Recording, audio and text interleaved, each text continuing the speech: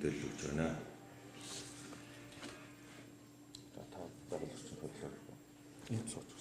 Энэ удаагийн арга хэмжээ маань тогтвортой хот төлөвлөлтөнд байгаль орчинд ээлтэй тээврийн хэрэгслийн гүйцэтгэх үүрэг орол ямар байх юм бэ гэдэг талаар бүс нутгийн энэ улс орнууд чуулж хэнд нь ямар асуудал байв, тэрийг хэрхэн шийдвэрлэв, өшөө цаашаа ямар асуудал эрсдэл тулгарч болох уу гэдэг гэх мэтчлэн асуудлуудыг хэлэлцсэн байгаа юм. За энэ дээр эхний өдрийн хурлын арга хэмжээ маань энэ одоо хүлэмжийн хийд нөлөөлж байгаа энэ нүүрс хүчлийн их ялгаруулдаг тээврийн хэрэгсэл маань одоо хэрхэн зохицуулах уу, цаашид ер нь бидний нүүрс хүчлийн ялгаруулдаг тээврийн хэрэгслийг ашигласаар байх уу гэдэг асуудлын талаар жишээ нь ярьсан байж байгаа.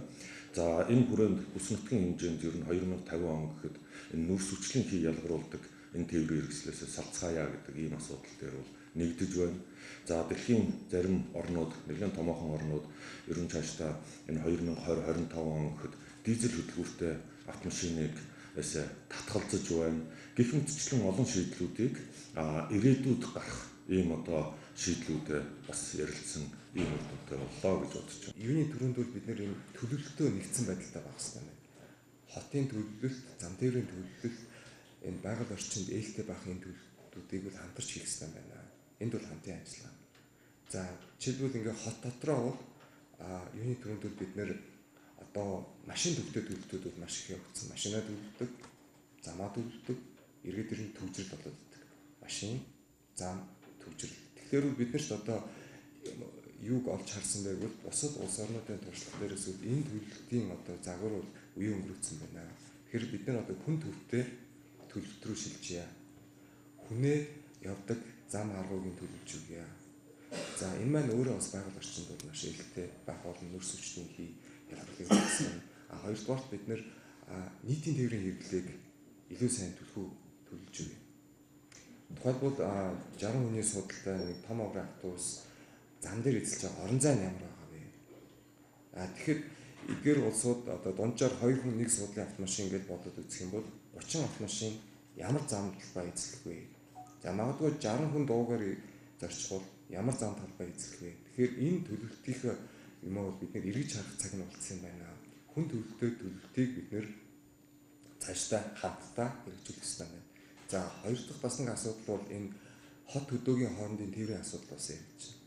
Магадгүй бид нэр ингээд Улаанбаатараас 2 цагийн зайтай газар хөдөө аж ахуйн тодорхой ажил эрхэлж болно, тэнд амьдарч болно.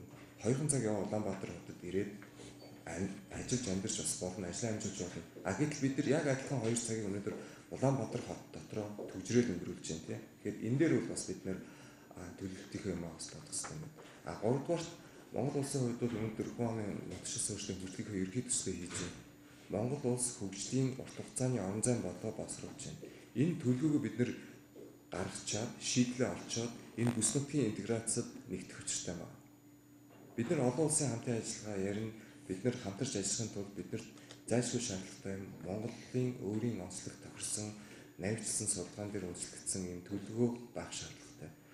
Тэгэхээр энэ урт хугацааны төлөвлөгөө бид нар боловсруулчаад эргээд бас биднээс саяны хурдан дээр гол харж байхад эрх зүйн орчноо бас сайжруулах хэрэгтэй.